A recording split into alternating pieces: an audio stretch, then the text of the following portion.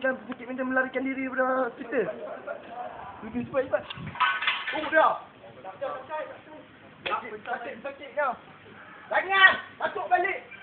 Masuk! Waduh macam ni. Masuk! Tadi nak menilai aku tu. Masuk!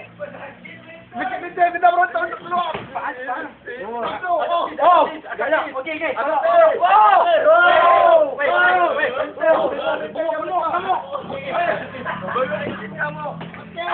Lari kena sakit kau. Dapat dah gambar. Itu kan penyakit mental. Kita sudah merontak. Merontak. Nampak? Kita tidak mau masuk. Tangkap. Pesakit mental. Masuk kerasukan. Dirasukan. Penyakit mental. Inilah. Lihat. Pesakit mental. Jangan main ini. Barang ni bahaya. Pesakit mental. Masuk.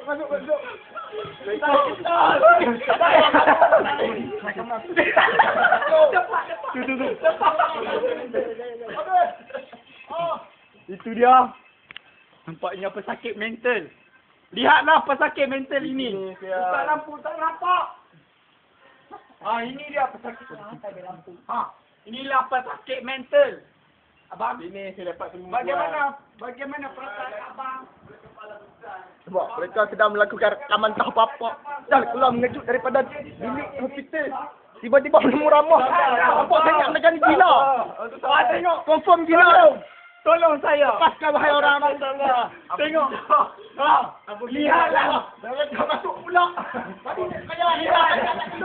Apabila dia Lihatlah. Badannya berbulu.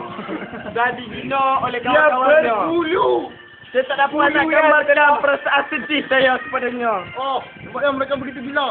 Jika anda ada banyak wang, sila uruskan bantuan ke tabur TV3 bersama huruf A melalui akaun lain 8900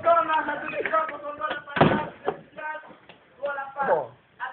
Nampaknya saya jaya menguruh mereka kembali lah. Nanti kita saksikan lagi lain. Bye.